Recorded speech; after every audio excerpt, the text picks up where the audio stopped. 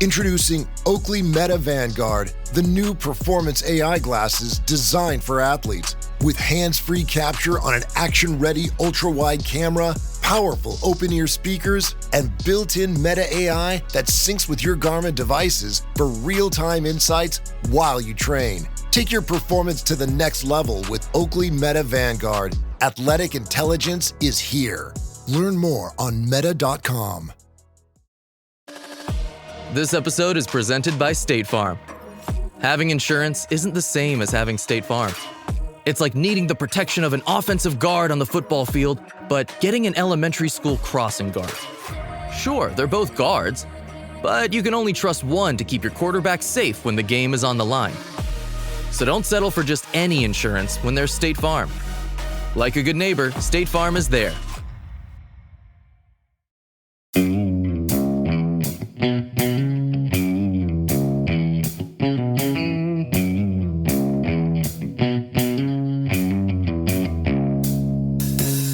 All right, welcome back to the Survival and Basic Badass Podcast, Kevin and Chuck. Today, well, we're going to talk about digital currency, central bank digital currency. So basically, imagine a world where you could manage all your money, your debt, your loans, all in one place, like one app, right? How cool would that be, Kevin? I bet you're excited. I'm Number excited. two, imagine a world where when inflation started to get out of control, you could just slow it right back down and make it nice and okay. Imagine a world take a little bit of money out of every account where you control everybody's money. So if they piss you off, you could just cut them out. Be like, yeah, I don't like what you're saying. Imagine a world where you go to buy coffee, but you ran the red light and we wanted to, get you and your coffee you couldn't buy it. Wouldn't that be easier, Kevin? If we could just get rid of the problems in society. Like you start acting up, I just make you go away. Right. Like you're like, I'd go on the run. I'd hide out. Okay. Yeah. But all your money and your stuff, no. It gets crazy. But let's talk about it. So first of all right, digital currency, we all think Bitcoin. We think, oh, fancy, money from the future. It's imaginary. Future money, yeah. And that's why I think politicians got excited about it. They were like, oh, imaginary money. That's what we want to be in charge of, because then we could take all the real money and then they could have all the imaginary money. That's what politicians get excited about, because they're like, we'll put the gold in my bank. And then you guys can have the bits. I'll give you lots of zeros. Lots of zeros. You'll be really impressive. That's, I think, how you always sell that kind of thing, is you can be like, well, imagine if right now you have $10,000 in your bank account, which is probably pretty unlikely with most people these days. But imagine you have $1,000 in the bank account. And Kevin, what if I told you tomorrow you could have $5,000? It's worth 5 times more. You'd be excited. You'd be like, sign me up. That's what you would probably say. That's how I imagine it anyway. So anyway, they want to create a central bank digital currency. Now, Trump is kind of like, oh, no, I don't want that, because I want what conservatives and Republicans want. And they're afraid of this. So it must be bad. So there is actually a bill in the House. It's actually passed the House, but not the Senate. And it's like House Bill 1919. You can look it up. I think I did put it in the show notes. It's down there. But a link to the actual bill, and you can check it out. Hasn't passed the Senate or anything, done anything crazy. But basically, you have a bunch of people who are like, let's never have digital currency. And then the rest of the people are like, well, the whole rest of the world's going to do it. It's going to happen. We need to get on board. Kevin, what the heck? Talk to me about the different types of currency. What even are they? What do we got? So the first one is commodity money. That's basically, trading your gold coins or your silver coins or your seashells or whatever it is. You trade it directly. Then, that's basically how things ran for thousands of years. Yeah. More recently, we moved into commodity-backed money. It's like paper bills, you know what I mean? But it represents something. Right. Backed by gold. Right. Or silver or whatever. Then there's public ledger money. Public ledger money is kind of like Bitcoin in the sense that everybody knows who owns what. You know, if we all agree on it, it's all the same thing. We all know who owns what. And it's right now we're kind of like a hybrid with public ledger money and commodity backed money. You can trade your bills in for actual silver and gold, but not through the government. You know what I mean? It's a fiat currency. It's not really, but it's not really backed by gold. You know what I mean? So I do. Central bank digital currency would be like a tyrant's wet dream. It's basically only the person that knows, only the person that's in charge knows who owns what.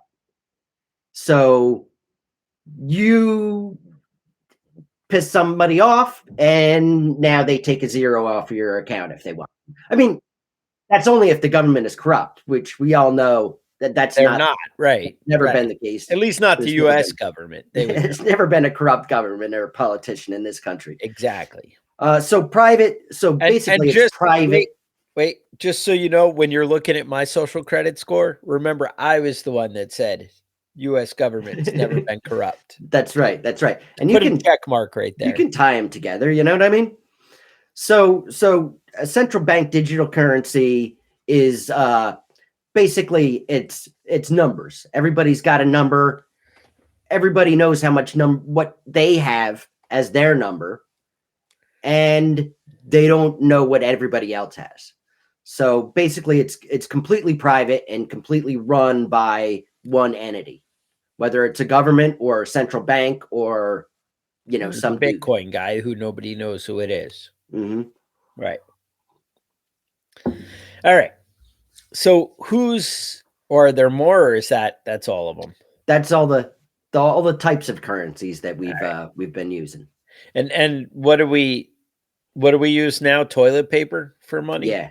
Is that okay? Yeah, I mean it's a hybrid between a bunch of different things, but okay. It's basically mostly it's you can wipe public your ledger. Yeah. Ledger money is the economy we use. It's fiat. It doesn't really it's not really backed by anything. We don't, All right. Now, a lot of people talk like this is a fantasy. It's not coming, but it's coming. And so in 2020, the Bahamas created the first central bank digital currency. Basically, they wanted to include the remote islands and put everybody in the same kind of thing. They started out with like 200,000 wallets issued, and they kind of worked into it and started going. Jamaica came on in 2022 with their own money. The Bahamas, it was called the sand dollar, and it's still there.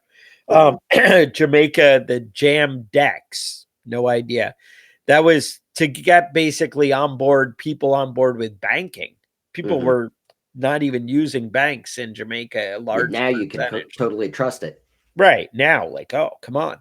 Nigeria, which is Africa's largest economy. They fight. You know what it was? People were hoarding all their cash. And they were like, no, we don't want that. So 2021, they came up with, I want to say Inara, something like that.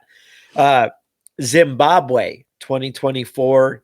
Eastern Caribbean came up with Dcash in 2021. China, they actually rolled out they rolled out social credit in 2014, but they've been working on digital currency and are all in.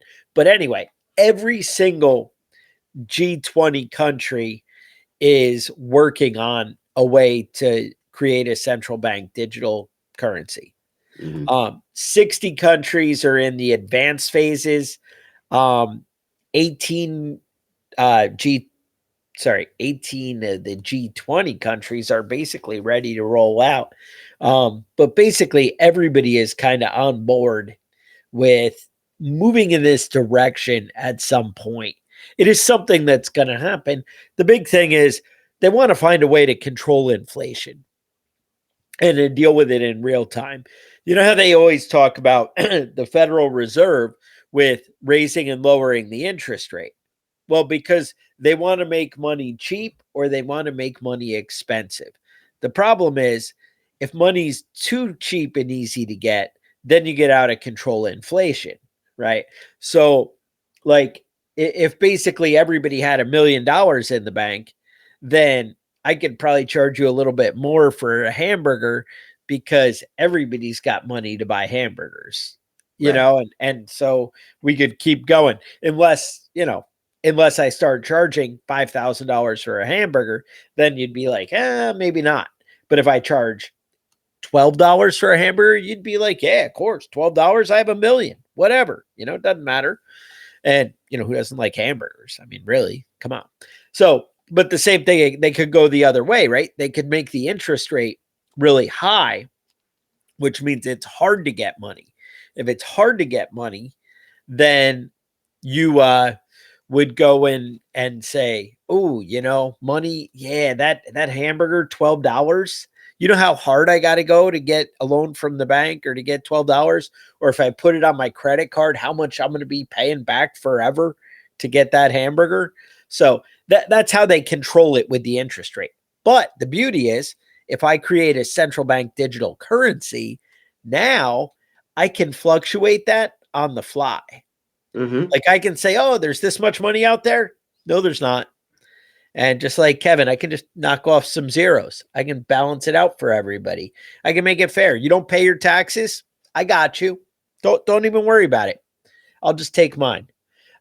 Imagine how much simpler not having to, go collect things. Right. It works out beautifully. Now, inflation is getting out of control. Now, they're saying right now it's only like 3% inflation. And that's over the last year is what they're saying in their fantasy world. Yeah. I don't really buy it. I have a chart from CNBC and they're saying like coffee is up 18.9% in 2025.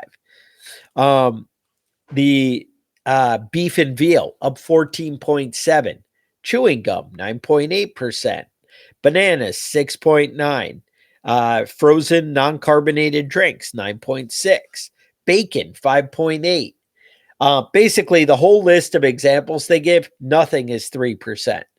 Right. Vending machines up 6.3%, full service meals up 4.2. Utility piped gas up 11.7%, electricity up 5%, gardening supplies or services, 13.9%, audio equipment, motor vehicle repair 11. I know you don't need me to read off a bunch of things. I get that. But my point is everything's way up and they're up a lot more than 3%. So I don't know how they get this fantasy number. I think they're pulling it out of their ass, but yeah. I mean, it's completely different. If you can say inflation is whatever you want, but we all know all of a sudden we're still making the same amount of money, but all of a sudden we can't pay our bills anymore. My electric bill has gone up over 100%. It's double what it was last year. Your homeowner's insurance is probably double what it was. Now, somebody could make an argument, well, Chuck, that's because your house is worth so much more. So then does that mean there's inflation happening? If a house costs so much more to buy the same thing that I could have bought, right? Right. You gotta think and put this stuff together sometimes. It can be a little tricky. I don't know. They're jerks. So bottom line is there is a lot of things working against you, and inflation, they actually can try and use this digital currency to kind of regulate. But the problem is with that great benefit, it basically benefits the federal government. When it's good to them, it basically limits you. Now, let's talk about like pros and cons of a digital currency. Okay. So there are good things and there are bad things. Basically, the pros are it increases in efficiency, right? Everything's controlled at once. Like I was saying, you could kind of get your loans and do everything right in one kind of app and do everything. Banks are working with the government. It's all beautiful, right? Rainbows and sunshine. Improve international transactions, they say is a big pro. So you could basically deal with exchanges, it's all figured out. But I got to say, Kevin, you ever felt like you couldn't use your debit card? I mean, I remember I was in all those other countries when I was in the Navy, and they didn't have any problem figuring it out with my money. I could even go to an ATM and just be like, yeah, give me money. They were like, whatever. And that was back in like 2000, 2001. It was no problem. So I don't know why they act like, oh, it's so hard to deal with international, really. I guess because the different values of money are going up and down so much, the value of the dollar, but is it really? Because it's still going to go up and vary. So I don't see the benefit there. But anyway, that's an argument that the government's making. The big one they do say, decrease criminal activity. Because Kevin, how could I sell drugs if the government didn't want me to, if I had no way to pay for it? You ever think of that? See? Right. It's great. The black market, you could eliminate the black market. Gone, because there's no way people could figure out how to trade for goods without, if the government was regulating it. It would be impossible. That might not actually be true, but I'm going to go with that's what the government says. So next, reduce transaction costs. You know how you have like that 3% on your credit card fee sometimes? Well, you don't pay it, but the store does, and they pass that along to you. It's not always 3%, it's 2%, it's 1%. I know if you went to prepper camp and came up to the Survival and Basic Badass podcast booth or whatever, and you purchased something with your check card or whatever, it would have cost me an extra 2%, or I got a little bit less when they took it, whatever. I don't even know what the percentage, but there was a percent taken out, right? Whatever that is. All right. So those are the pros. You could get rid of all that. Just bam, easy. And, we could even put like a mark in your chip or on your forehead or something that could make this really convenient, that you don't even have to have a phone or a wallet. Maybe you could just scan it. Maybe if we gave out free phones to everybody, people would be on board with this. I don't know what the trick is, but we could probably get you there. Now let's talk about the cons. What could be negatives, Kevin? What could be a negative of a national digital currency? All right. Well, one, instability. I think where they're going with that is it turns out like a hacker or somebody could really disrupt the whole everything. Now, hackers could disrupt things, but they'll disrupt one bank or one thing. It's hard to take down the whole system. You really have a whole system that's exposed here. Monetary policy could be a negative. There's a lot of shadiness that the government could implement. And I think that's referring back to what I was saying about the pros and cons of being able to just add zeros to people's bank accounts, things like that. Loss of privacy. Now, I said we'd be able to stop the criminals from doing transactions that we don't like. But it turns out, you know how you like to go to the nudie bar on the weekend? The government's going to know about that. Because what exactly are you doing with all those tubes of preparation H? Whoa, inquiring minds want to know. Whoa. Limit your spending. Let's talk about that for a minute. So, how could they do that? Do you remember how when they had the big inflation and stuff going on, they shut down the banks in Greece and they shut down ATMs for like a week? Well, if you had cash, it wouldn't have been a big problem because you just go home to the safe and grab some more and go back out. But if you had just a digital currency and there was no more cash, what if they shut it down for 2 weeks?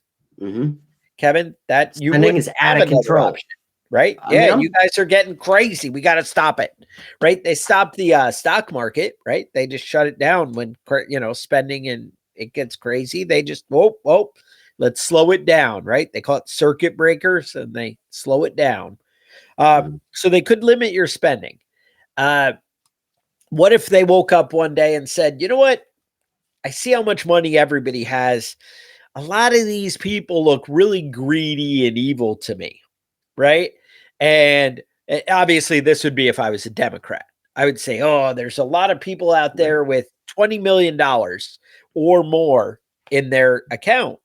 And what if we just took 5% from all of them and added it to our spending? And because rich people, they probably got it illegally anyway. I mean, we all know, right? That's what the Democrat might say. So bam, they could do that. Or what if it was evil Republicans and they were like, I'm a Republican, I hate everybody.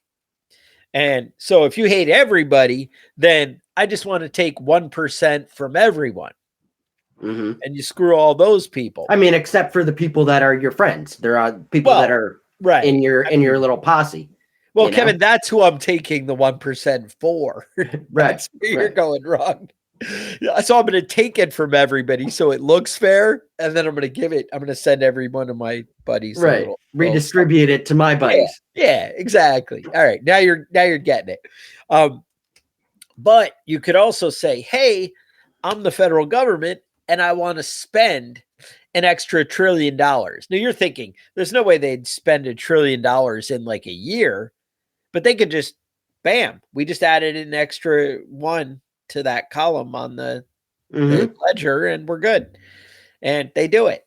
And actually, we were going to talk about one of the things that inspired this episode was we went from 36.2 trillion in January for the national debt.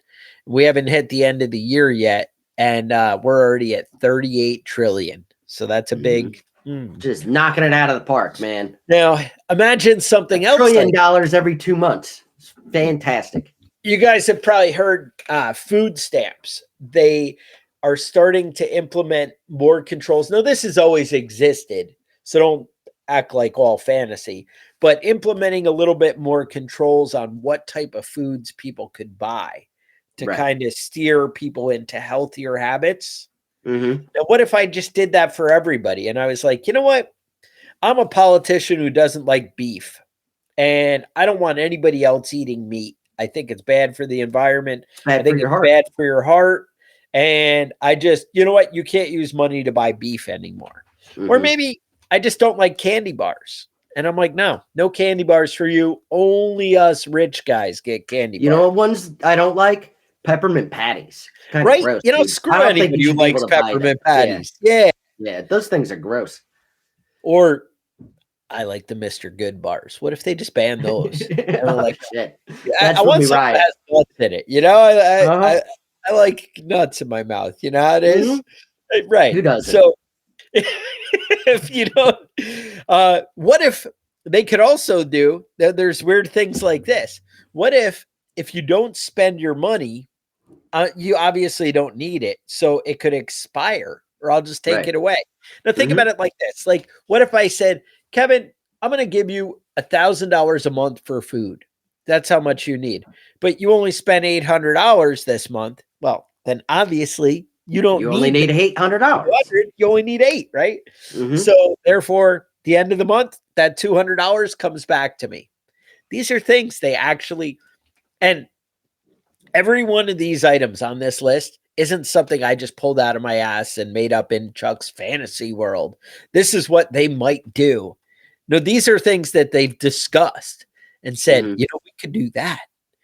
And or it's been implemented somewhere at some point. And like I said, it may have been implemented through the SNAP program, through the EBT cards, things like that, right? But all these things are considered and things they're really talking about. Now, when you were in the military, talking about it now because they're like, hey, Chuck has some good ideas for our policies. Yeah. Anyway. Pay attention. If you're in the government, pay attention right now. Now, when you were in the Navy, did you get any of those things? Because they don't pay people in the military, Jack. Right? Way early on, I think early stages of the military, my wife did get WIC, the Women, Infant, Children. So we had that. I didn't do anything else. I think they said everybody at the E1, E2 level qualified for food stamps and stuff. I never had those things, but I did have WIC. And back then, that was when they would give you like a check for something. Right. Like you'd have WIC checks, like they were a physical paper check, and you would, and you could only buy like milk and cheese and a couple of. They were really things. limited on that one. Yeah, it wasn't much. And that was 2-3 months of my life, whatever. Early on, we were pretty poor. Turns out, when you first join the Navy, if you don't have money, you're not going to have much money. No. But now I assume they're all rich because everything's gotten better for everybody. I mean, all I hear about is good times, right? Right. Okay. Right. I heard some anonymous donor just donated $130 million to pay the military's bill. No, an anonymous donor. We don't know who it is. Could have been anyone. Yeah, it was a day after he released that crypto billionaire from prison. I don't think there'd be a connection. Related, I'm sure. Unrelated. Yeah. But it is anonymous.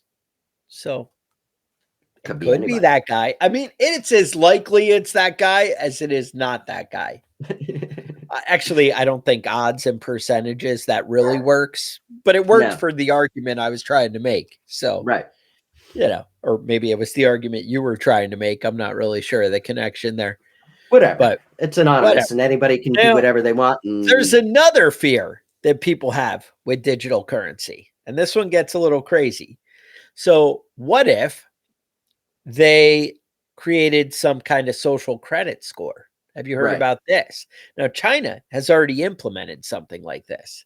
This is already going on. Let me give you a little insight on China and social credit scores before we jump down this road. So they rolled it out in 2014, and it's not a single score like Black Mirror, I guess, had that kind of thing, but like a web of blacklists and reward tracking. So 1.4 billion people, 2025, it covers 330 cities with 19 full independent local systems. Right. They're called so it's not one cohesive system. It's multiple different systems. That's the way like the governor could, of a region could kind of maybe get favors or kind of do things the way he wants to. Right. Right. Yeah. Right. Well, I mean, you decide what's good and bad. You dug into this system a little bit. What'd you find, Kevin? So everybody starts with 1,000 points. That's your baseline. Right. 1,000 sounds like a lot. So I'm excited already. Lose and gain points through different things. So there's A, B, C, and D. So the A is somebody that has 960 points or higher. Yeah, that'd be me. That's a good dude. Now, can I ever go over 1,000? Do you think? Or you can. Okay, so I can get up the things but it doesn't really matter. Like once you hit 960 or above. Right. You're in. B level is 850 to 955 points. That's you're a decent dude. You're all right. I'm average. 600 to 859 points. That's like the warning level. You're in the danger zone. You're saying in 85, I'm not even a B?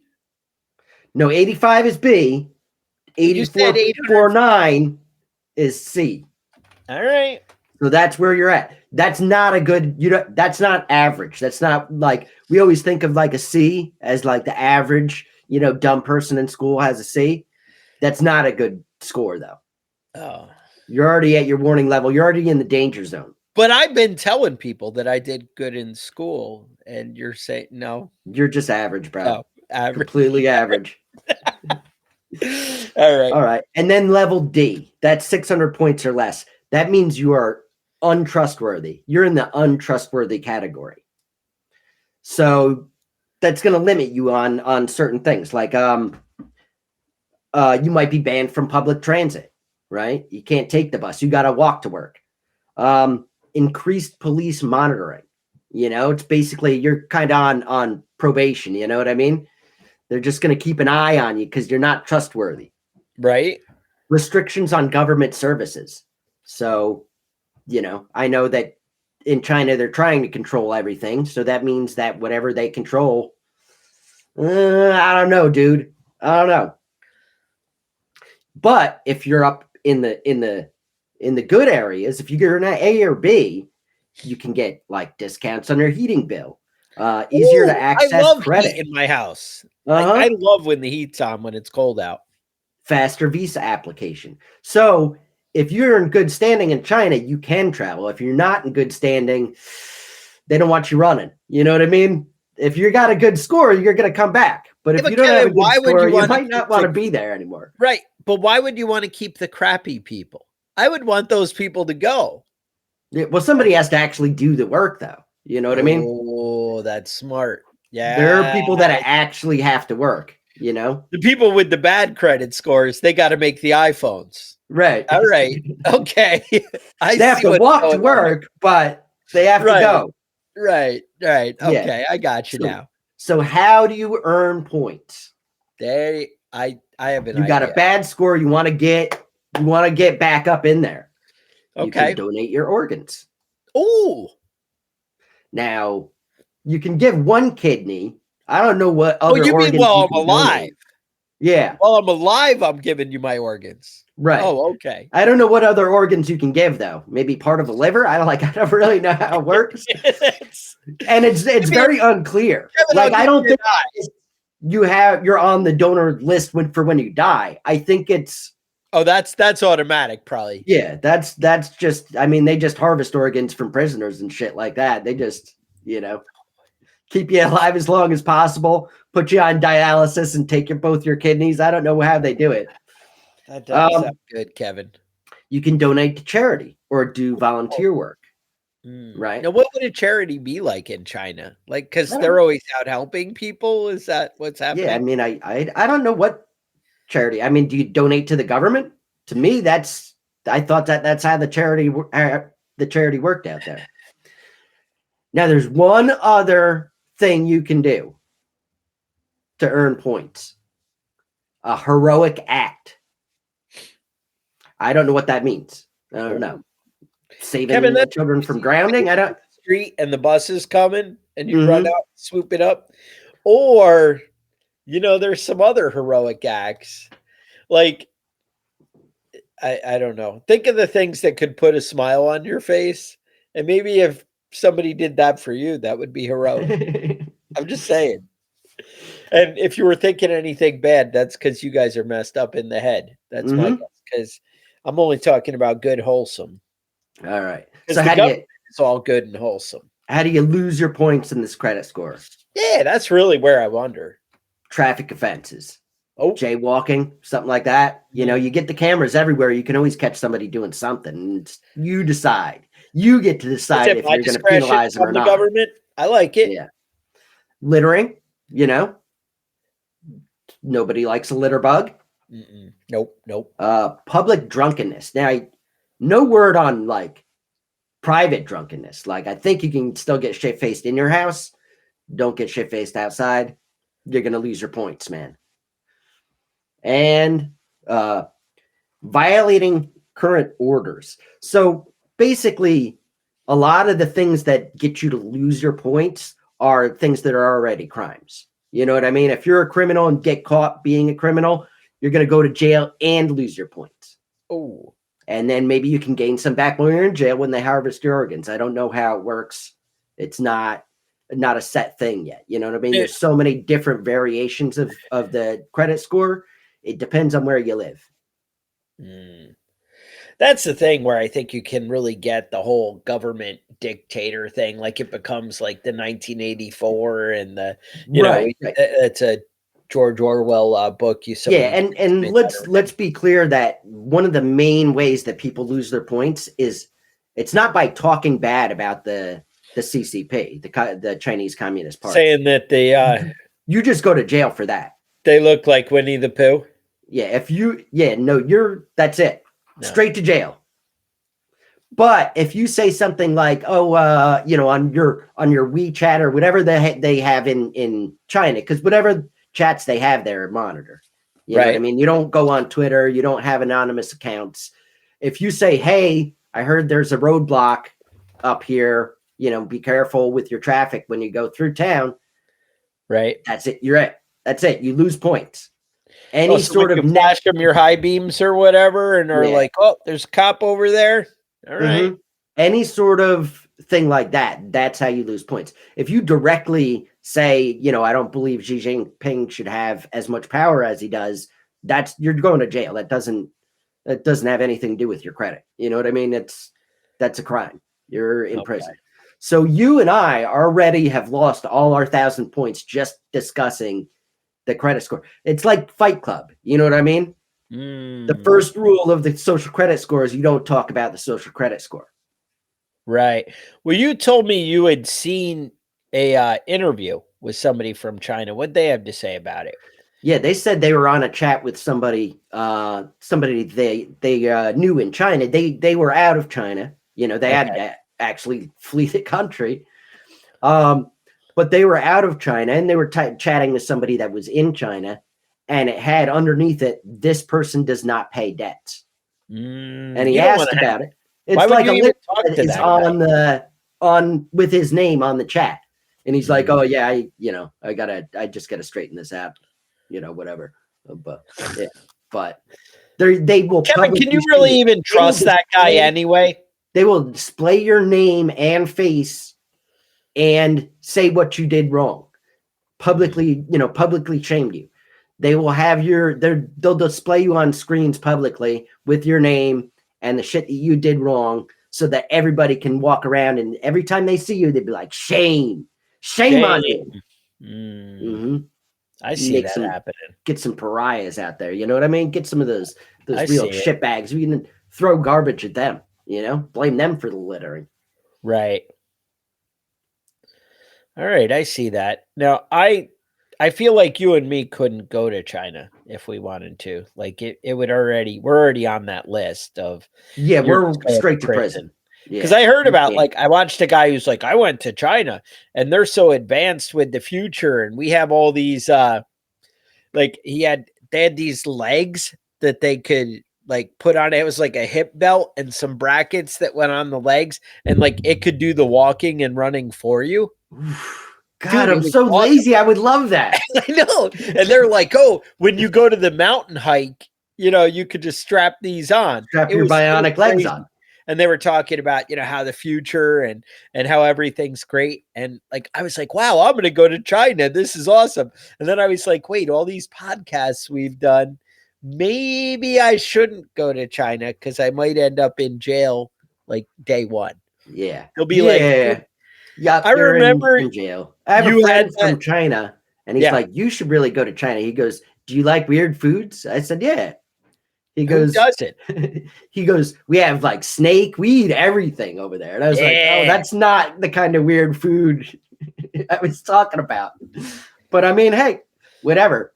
But I mean, it is a crime to talk negatively about the Chinese Communist Party. Okay. Even if you're not a citizen of China. So we have already broken several laws, and we owe them years in service and maybe our kidney. So, all right, just little thing. Little things. If you ever want to go to China, make sure they don't have any record of you saying anything bad about them. Yeah, I feel like it might end bad for me because, dude, we get a lot of downloads in China. Yeah, there's always a consistent 97 downloads in Beijing, which is a little disconcerting. Yeah, so we don't need to be heading to China. I don't think that would end well for you and me. But hey, you do you, right? You got to keep things spicy. When have you ever been afraid to back down from a challenge, Kevin? I say, I always walk around thinking. Let's book the trip. I have too many damn kidneys. I wish somebody would take some of these kidneys off my hands. That might be the way that we get out. It's tell you what, I'll give you a kidney. I think they'll be like, you know what? We're just going to take both of them and fuck it. So, all right, that's it. Ideas, concerns, things you might be worried about. You might want to put in the comments. We appreciate you guys hit the like button, subscribe, that kind of stuff. You can email us with show ideas and concerns at preppingbadass@gmail.com. Otherwise, I would say stay safe, and we will talk to you guys next week.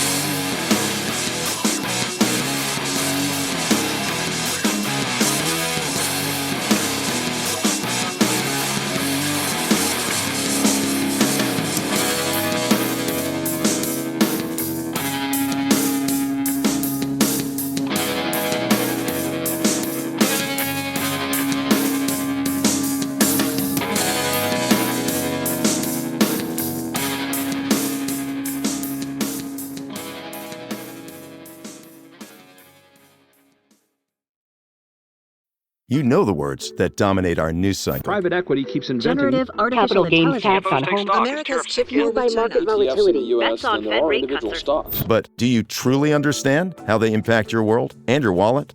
In a world that skims the what, understand the why. Because context changes everything.